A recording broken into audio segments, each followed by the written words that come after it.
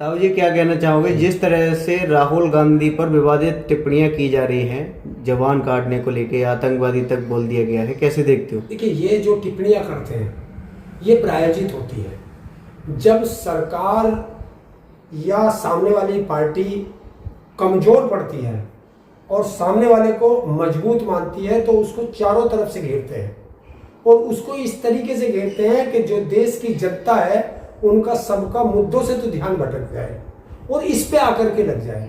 क्योंकि देश में जगह जगह चुनाव है, उन चुनावों में बीजेपी की हालत बहुत पतली है।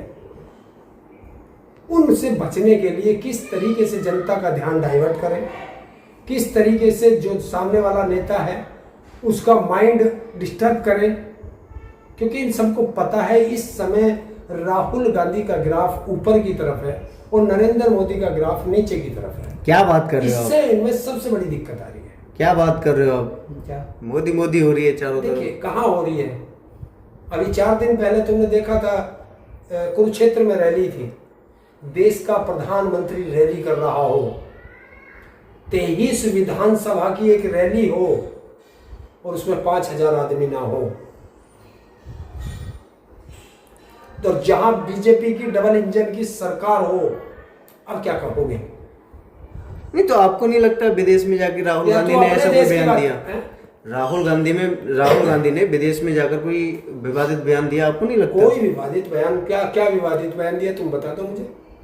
एक भी विवादित बयान नहीं। आरोप लगा रहे कि सिखों का अपमान किया है, पगड़ी को लेकर जो बयान दिया है। सिखों का क्या अपमान किया? अभी करीब 1-1.5 महीना पहले जो पंजाब और हरियाणा के बॉर्डर पे किसानों का आंदोलन चल रहा है, वहाँ के जो नेता हैं कि उस किसानों के, वो दिल्ली या चंडीगढ़ एयरपोर्ट पर थे। उनको किसी दूसरे प्रदेश में एक सभा को संबोधित करने के लिए जाना था, तो उनका टिकट कैंसिल कर दिया गया कि आप कृपाण लेकर के नहीं चलोगे। जबकि कड़ा, कंघा, पगड़ी, कृपाण, ये 4-5 वस्तुएं हैं, ये तो गुरु गोविंद सिंह जी की दी हुई है और ये हमेशा लेके चलते हैं। और वो कह रहा हम पहले भी गए हैं तब नहीं किया, तो ये अपमान है या नहीं है? और अगर उसने ये कह दिया तो कौन सी आफत आ गई? अगर सिख कहीं को चलते हैं तो अधिकतर लोग उन्हें खालिस्तानी कह देते हैं। नहीं तो सिख नेता ही तो विरोध कर रहे हैं उनका। कौन? देखिए, ये तो हिंदू भी विरोध करने लगते हैं किसी हिंदू का, तो क्या कहोगे? निरीक्षण किसका था? उसी परिवार का था। जयचंद किसका था? उसी परिवार का था। तो ऐसे तो सब में होते हैं। तो तरविंदर सिंह मारवा जो है वो तो खिलाफ बोल रहे हैं। यार एक आदमी बोल रहा है तो तुमने सारी सिख कम्युनिटी को बदनाम कर दोगे तुम? अगर हिंदुओं में एक बलात्कारी है तो क्या सारे हिंदू बलात्कारी हैं? बताओ, तुम एक आदमी के ऊपर क्यों लेके जाते हो? विपक्ष का देखिए, विपक्ष का काम है जनता की आवाज उठाना। आग लगी हुई है कि जिस दिन से राहुल गांधी ने और इंडिया गठबंधन ने जातीय जनगणना की बात की है, संविधान की बात की है, लोकतंत्र की बात की है, तब से बीजेपी तिल मिलाई हुई है। उनको दिख रहा है कि ये कैसे उत्तर प्रदेश में अखिलेश यादव का पीडीए किस तरीके से कामयाब हो गया, किस तरह राहुल गांधी देश में बढ़ते हुए पब्लिसिटी के लिए आगे बढ़ रहे हैं, और कैसे अयोध्या हार गए। बीजेपी अयोध्या की हार को पचा नहीं पा रही है। लेकिन राहुल गांधी इतने बड़े नेता और उसके बाद भी कोई पक्ष का नेता, छोटा मोटा नेता राहुल गांधी को इतनी बड़ी बड़ी धमकी दे रहा है, जवान काट लेंगे तो दादी जैसा हाल होगा, आतंकवादी है, इस तरह के बयानबाजी बहुत ज्यादा नहीं लगता कि गलत है?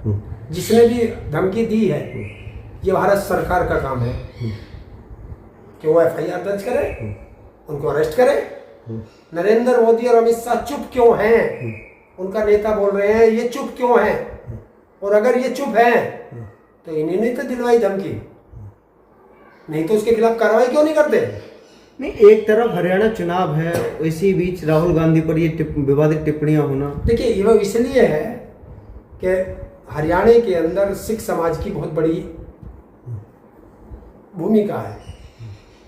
वहाँ बहुत सारे सिख कम्युनिटी के लोग हैं, करीब 35-40 लाख वोटर हैं हरियाणा के अंदर। उन पर फर्क पड़ेगा। तो इसलिए ये जो है लड़ाई कराना चाहते हैं, फूट डालो राज करो। नहीं, हरियाणा चुनाव के बीच जो टिप्पणियां आ रही हैं, आपको लग रहा है कि हरियाणा जो चुनाव हो रहा है उसी को देखते हुए हो रही है ये सब? हरियाणा में आ रहा, उधर महाराष्ट्र में आ रहा, उधर झारखंड में आ रहा, जम्मू कश्मीर में चल रहा है। अगर तो ये जब जब चुनाव आएंगे इस तरह की भाषा बीजेपी बोलती है। नहीं तो बीजेपी तो दावा कर रही है कि हम तीसरी बार चुन के आ रहे हैं, तो वो क्यों कराएगी ये टिप्पणियां? दावा तो उन्होंने 400 पार का भी किया था। नरेंद्र मोदी ने कहा 400 पार, जनता ने कहा बस यार बहुत हो गया।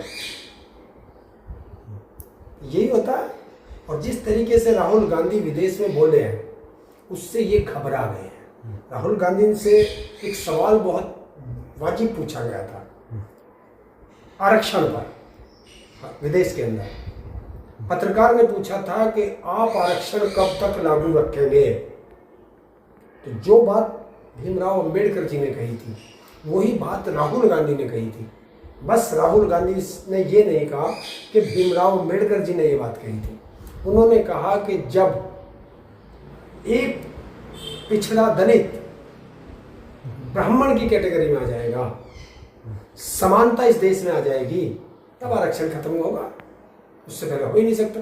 और तभी जो लोग आरक्षण में हैं, वो चाहे एससी है, एसटी है, ओबीसी है, वो लोग आरक्षण क्यों है कि इन्हें जो नीचे दबे हैं कुचले हैं लोग, इनको सबको बराबर की दर्जे पे लाया जाए, इसलिए तो आरक्षण है। लेकिन उनका फिर इस बयान में भी विरोध हो रहा है। बीजेपी के पास आईटी सेल है, बीजेपी के पास ये पूरा दलाल मीडिया है, उसको तोड़ मरोड़ के उल्टी तरीके से पेश कर रहे हैं कि राहुल गांधी आरक्षण के खिलाफ है। तो मायावती भी राहुल गांधी को लेकर बयान दिया, उन्होंने भी ट्वीट किया है। ट्वीट कर दिया। आज तक तुमने देखा कि मायावती कभी किसी दलित के साथ कोई दुराचार हुआ हो, सड़कों पर आई हो? नहीं आई ना। और अब तो मायावती जी पिंजरे में है, वो जैसे बीजेपी चाहती है वैसे करती है। तो मायावती जी अब इस समय बीजेपी की बी टीम बन चुकी है। उसका उदाहरण है जब उत्तर प्रदेश के अंदर लोकसभा चुनाव में उसका जो भतीजा है, क्या नाम है, आकाश आनंद, उसने एक बयान दिया तो बीजेपी ने तुरंत एक्शन लिया, मायावती को पकड़ा। मायावती ने तुरंत जो है उससे सारे अधिकार छीन लिए, हटा दिया, वहीं रोक दिया, फिर कोई रैली नहीं हुई। मायावती जी ने कहा कि ये अभी मैच्योर नहीं है राजनीति में, इसलिए हटाया। 4 महीने बाद वो मैच्योर हो गया, अब उसे हरियाणा के चुनाव में उतार दिया। मैच्योर हो गया 4 महीने में, कौन सा मैच्योर हो जाता है हमें बता दीजिए। अरे तो पार्टी चुनाव लड़ेगी ना। पार्टी तो चुनाव यहाँ भी लड़ रही थी, क्यों रोक दिया था? तो पार्टी की अपनी रणनीति होगी। रणनीति मायावती जी क्यों नहीं जा रही? अच्छा, रणनीति देख लीजिए। पूरा हरियाणा, पूरी किसान बिरादरी, पूरा युवा, महिलाएं बीजेपी के खिलाफ है हरियाणा के अंदर, और जेजेपी से उससे ज़्यादा नाराज है क्योंकि जेजेपी को 10 सीट दी गई थी पिछले चुनाव में बीजेपी के खिलाफ, और जीतते के साथ ही दुष्यंत चौटाला जी बीजेपी में जा मिले, समर्थन कर दिया। तो पूरा बीजेपी उससे खिलाफ, जनता उससे खिलाफ है। लेकिन 6 महीने पहले उसे हटाया गया कि जाओ तुम, वैसे तो तुम्हें वोट नहीं मिलेंगी, जितनी वोट काट सकते हो काटो। उस जिनसे पूरा हरियाणा खिलाफ है। बताइए चंद्रशेखर जी ने उससे किस लिए पैक्ट किया है? बताओ किस लिए पैक्ट किया? क्या चंद्रशेखर अब बता सकते हैं कि जिस बेटी के लिए जंतर मंतर पर लड़ने थे, आज उस बेटी के खिलाफ कैसे बोलेंगे? बताइए, बताओ कैसे बोलोगे? मायावती जी अभय चौटाला के साथ चली गई, ये क्या है? वोट काटने का ही तो है। हरियाणा की जनता ने साफ कह दिया है, यहाँ लड़ाई कांग्रेस और बीजेपी की है, बाकी सब वोट कटवा। ठीक, तो आपको नहीं लगता कि नुकसान होगा वहाँ कांग्रेस को? कोई नुकसान नहीं होगा क्योंकि वहाँ की जनता समझदार है। मैं तो गली गली घूम के आता हूँ, मैं हवाई जहाज से, हेलीकॉप्टर से नहीं चलता, मैं कारों से नहीं चलता, मैं तो पैदल चलने वाला इंसान हूँ। हर जाति से, हर बिरादरी से मिलता हूँ। क्यों? कि मुझे हर जाति, हर बिरादरी के लोग प्यार करते हैं। अरे तो बीजेपी तीसरी बार सरकार बनाने का दावा कर रही है, तो उन्हें लगता होगा ना कि किसान भी उनके साथ हैं, तमाम जनता उनके साथ है। देखिए, किसानों के ऊपर 13 महीने तक लठ बजा, आंसू गैस के गोले छूटे, पता, पानी की बौछारें, रास्ते रोक दिए गए, 13 महीने तक लठ बजता रहा, माता बहनों के सिर भी फूटे। युवाओं ने रोजगार मांगा तो उन पर लठ बजा हरियाणा के अंदर। महिलाओं का शोषण तुमने देख ही लिया किस तरीके से हो रहा हरियाणा के अंदर। सरपंच जान होती है, सरपंचों को किस तरीके से दौड़ा दौड़ा के लठ बजाया गया, उन पर सर फोड़े गए। आंगनवाड़ी किस तरह पीटी गई। तो भाई हरियाणा में बचा कौन? सबको तो पीटा है इसी बीजेपी सरकार ने। अब पीट के कोई वोट देता हो तो वो तेरे जैसा नालायक होगा, मेरे जैसा तो है नहीं। अरे किसानों से माफी मांग ली, समझा नहीं पाए, समझाने में कमी रह गई, माफी मांग ली, अब तो किसान मान गए होंगे, तेरे को भी हटा दिया। क्यों हटाया? हमारे उत्तर अब तो आपको खुश हो जाना चाहिए। हमारे उत्तर प्रदेश के मुख्यमंत्री तो जाकर कह रहे हैं हरियाणा के अंदर कि खट्टर ने बहुत बड़ा काम किया, फिर हटाया क्यों? क्यों हटाया भाई? अगर अच्छा काम किया तो हटाया क्यों? और अगर खराब काम था तो दोबारा बनाया क्यों? यही बता दो बस। तो सीएम बदलने से कोई फर्क नहीं पड़ेगा? देखिए, कच्चे बदलने से दस्त बंद नहीं होते, याद है? अगर तुम कच्चा बदल लोगे तो तुम्हारे दस्त बंद हो जाएंगे। जिस तरह का समीकरण अभी बैठा हुआ है, तमाम दल जो है चुनाव लड़ रहे हैं, तो ऐसे में बीजेपी तो चुनाव मजबूत लड़ने होगी का ना। हर व्यक्ति को अधिकार है, वोट देने का अधिकार जनता को है, ये ध्यान रखना। और जनता वहां की मन बना चुकी है कि इस बार तख्त भी बदलेंगे, इस बार ताज भी बदलेंगे, और आने वाली 5 अक्टूबर को बीजेपी का राज भी बदलेगा।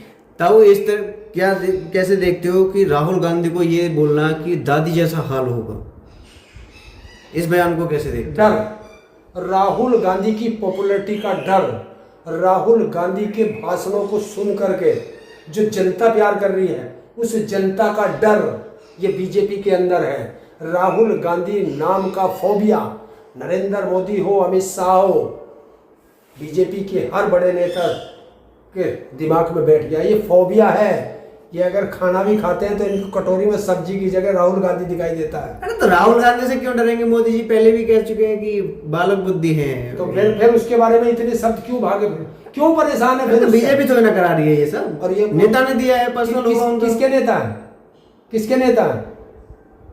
किसका विधायक है वो? अरे तो पार्टी क्यों ना कराएगी? अरे यार, किस पार्टी का विधायक है वो? बताना किस पार्टी का? बीजेपी का। तो बीजेपी का कार्रवाई क्यों नहीं कर रहे? कार्रवाई क्यों नहीं कर रहे? और अगर कार्रवाई नहीं कर रहे, अगर तुम्हारा बच्चा चोरी करके आया और तुम उसे कहो, तुम उसे कुछ ना कहो, तो तुम्हारी सह है जब तुमसे आके बता दिया गया तुम्हारा बेटा चोरी कर रहा, तो कार्रवाई कौन करेगा? तुम ही तो करोगे। और जब तुम कार्रवाई नहीं करोगे तो तुम्हारी सह है उसे चोरी करने के देने के। तो ये बीजेपी का हाल है। बीजेपी में कुछ चिंटू पाल के रखे जाते हैं कि जिन्हें कहा जाता है बस तुम जो बोलो, इनके खिलाफ अनाप शनाप बोलो। पहले स्मृति ईरानी थी, किस तरह बोलती थी?